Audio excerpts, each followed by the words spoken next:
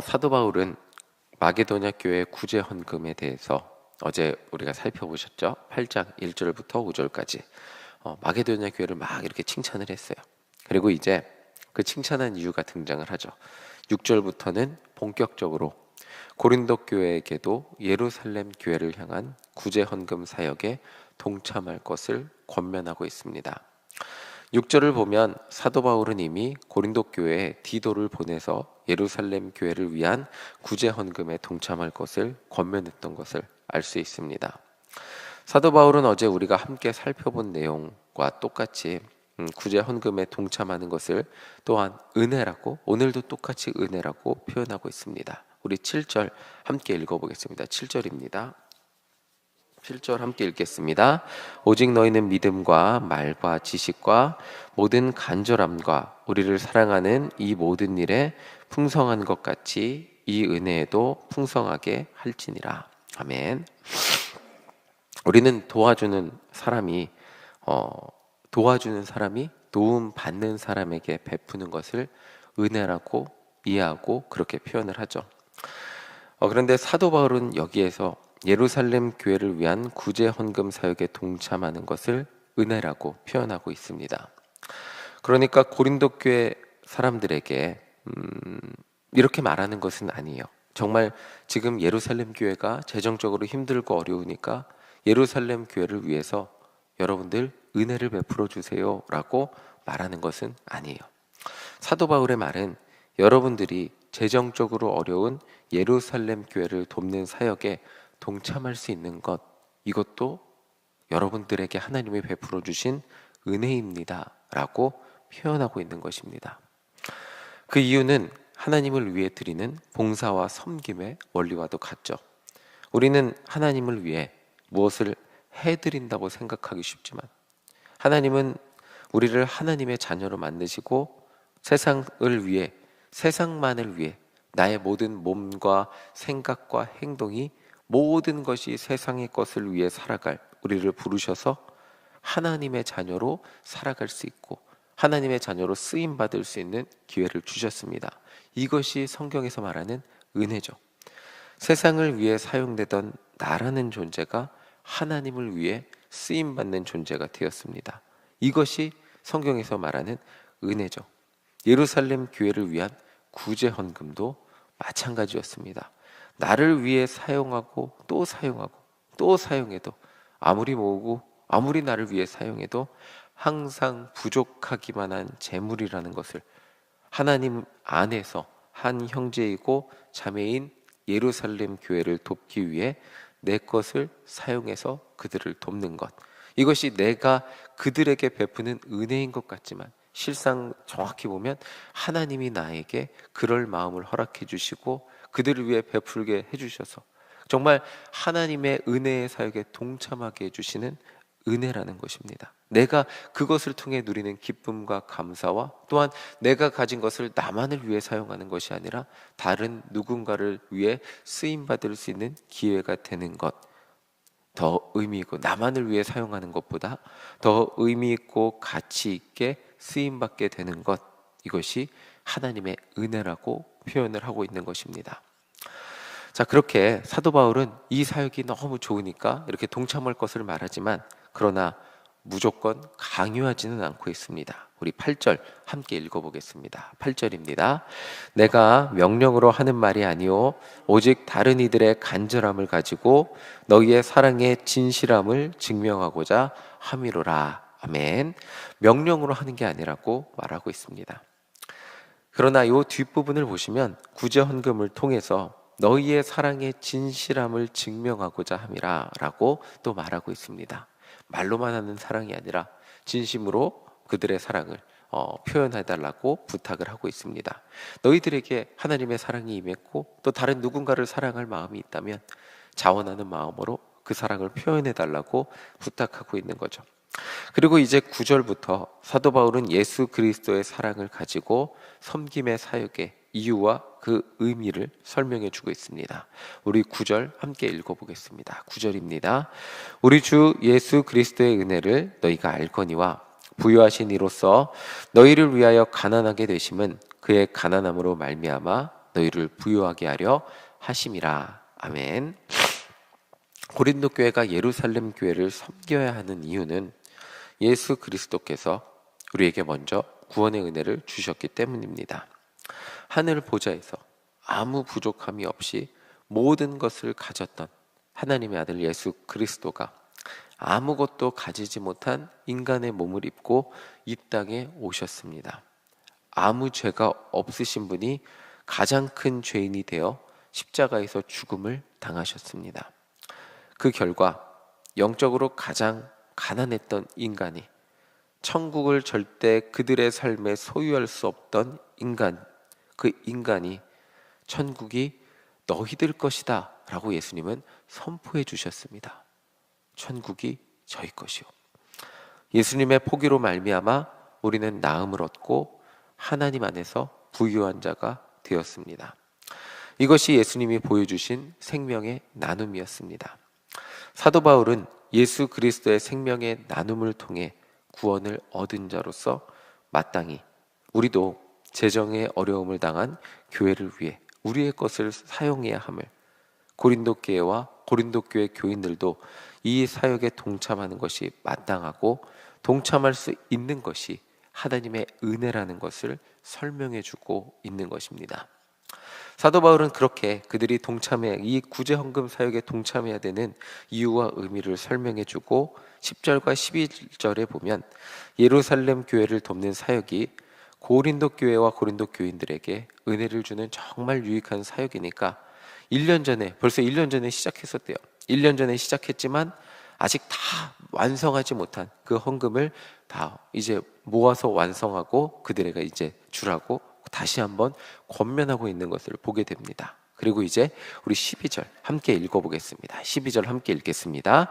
할 마음만 있으면 있는 대로 받으실 터이요 없는 것은 받지 아니하시리라. 아멘. 이 12절에서 사도 바울은 하나님께 이렇게 구제헌금 사역을 할 때 두 가지의 원칙을 설명해 주고 있습니다. 첫 번째는 억지로 하지 말라는 거예요. 왜? 강요한다고 해서 억지로 하지 말라고 말을 하고 있습니다. 자원하는 마음으로 드리라고 하는 거죠. 제가 우스갯소리로 청년들한테 이런 얘기를 한 장래에 뭐 어떻게 해요 막 이런 얘기를 해서 우스갯소리로 얘기를 한 적이 있는데, 예전에는 스타디움에서 부흥 집회라는 걸 했습니다. 막 그러면 진짜 사람들이 많이 모여요. 마지막에 콜링을 하는데 선교사로 갈 사람 일어나세요 그러면 다 일어나거든요. 그리고 저 안 일어났는데 옆에 사람들 다 일어나길래 저도 일어났습니다. 그래서 하나님 이렇게 많은 사람들이 선교사로 자원합니다, 받아주세요 기도하는데 일어났던 제 속마음은 하나님 전 선교사 못 가겠어요 하는데 그렇게 억지로 일어났던 경험이 있습니다. 이 사도 바울은 이런 비슷한 얘기를 하는 것입니다. 모두가 한다고 해서 너희들의 마음이 내키지 않는데 억지로 하지 마라. 강요한다고 해서 억지로 하지 말고 하나님이 주시는 자원하는 마음을 먼저, 하나님의 은혜가 없고 하나님이 너에게 주신 그 기쁨과 감사가 없는데 억지로 하지 말라고 말을 하고 있는 것입니다. 자원하는 마음으로 드릴 때 그것이 기쁨과 감사가 되고 그것이 우리에게 진정한 은혜가 된다고 말하고 있습니다. 두 번째는 이 12절 후반부에 나옵니다. 내가 가진 것 이상으로 드리지 말라는 것입니다. 12절 후반부에 없는 것은 받지 아니하시리라 라고 말하고 있습니다. 이 말은 억지로 빚을 내서 형편 이상으로 드리지 말라고 말을 하는 것과 같습니다. 이것을 정확히 알려면 재정에 대해서, 이 사도 바울이 생각하고 있던 재정은 하나님이 주신, 이거 유대인도 똑같습니다. 하나님이 주신 것이었어요. 하나님이 주신 만큼 우리는 복을 누리며 살아가고 있습니다. 모든 사람을 공평하게 주시지는 않았습니다. 누군가는 조금 더 풍족하게 받고 누군가는 조금 더 어렵게 받겠죠. 우리가 부자로 살고 싶다고 해서 모두가 부자로 살는 것은 아니죠. 하나님이 주신 만큼 그 안에서 누리며 기쁨과 감사로 살아가는 것이 인간의 삶이고 은혜입니다. 다른 사람을 바라보지 않고 하나님 왜 저 사람은 많이 주시고 저는 적게 주셨습니까? 이 비교는 언제나 성립할 수밖에 없어요.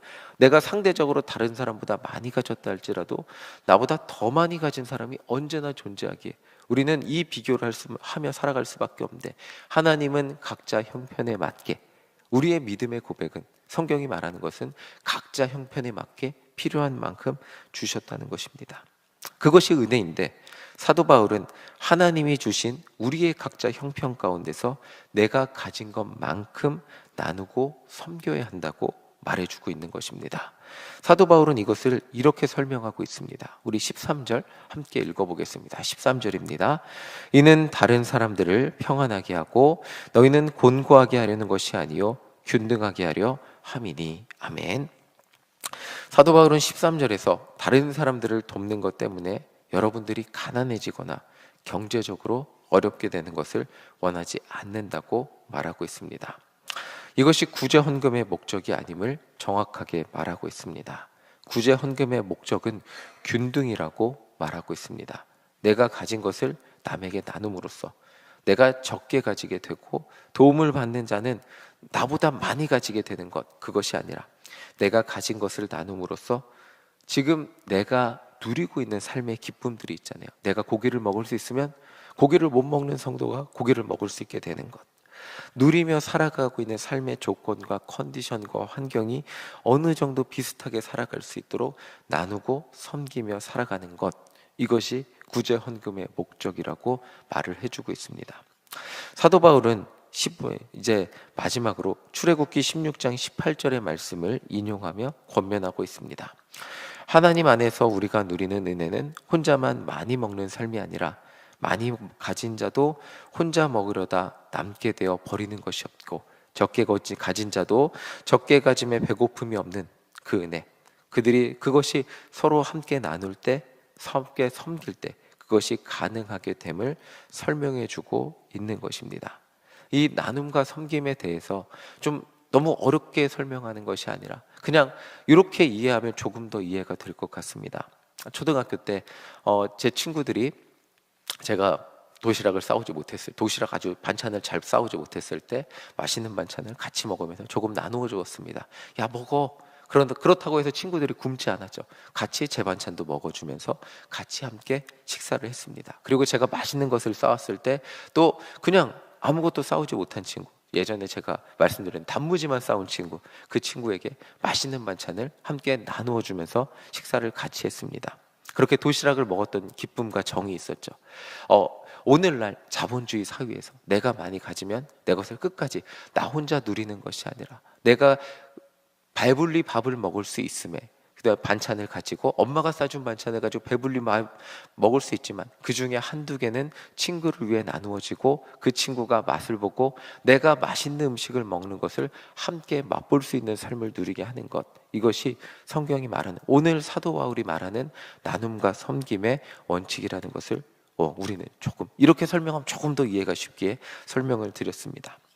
오늘 말씀을 기억하며 우리에게 모든 것을 주신 첫 번째로 자원하는 마음을 가지기. 그렇다고 우리는 자원하는 마음을 주세요라고 나누지 않으면 자원하는 마음을 끝까지 가지지 못하는 경우들이 많이 있기에 사도 바울이 말하는 것은 예수 그리스도의 사랑입니다.